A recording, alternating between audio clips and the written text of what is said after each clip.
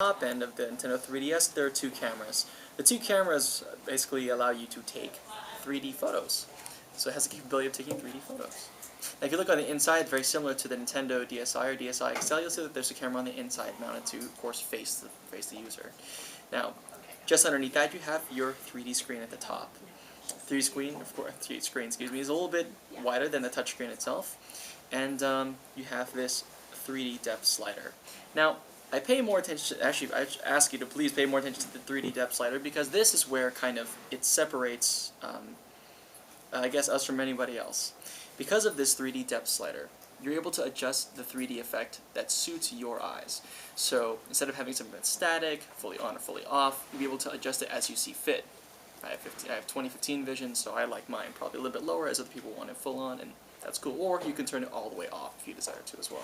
You can also change it right in the middle of your gameplay. So literally, you could be playing something and it's an intense scene. Wow, I really want to push this all the way up to the full effect. You could really manage that as you go through your entire gaming experience. Mm-hmm. And especially, no two games are created alike, so different. Yeah. You might have different purposes for doing it. Like we have a game here called Pilotwings Resort, which I can let you guys play in a bit, where I like to have mine a little bit higher, just because you're looking farther down into the field than you would be as if you're playing something like Super Street Fighter 4, which is very like it plays on a 2D plane. It's a little bit closer. You don't need it that far, so it just depends. Moving down the list, this is the Circle Pad. Circle Pad, of course, move a little, get a little, move a lot, get a lot. So it's very similar to, being able to control your character or whatever you're doing a little bit more precisely than you would with just a standard D-pad. Of course, included is a plus control pad, as well as your select, start, home buttons, and of course you have the four buttons on the right. Now to take you on the side, of course you also have the L and R buttons on the top, shoulder buttons. You have a stylus that is also telescopic.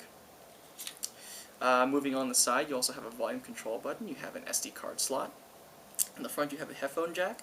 Of course, power, tell you if it's charging. A wireless feature, so you can turn it on and turn it off. And a wireless light, which I'll go into in a moment. Now, let's see. Maybe we should start with AR shooter or something to get you playing a bit. That's great. Okay, so I'm going to go ahead and power this on, and you guys already know the guidelines for filming when this is on. You can have fun and shoot.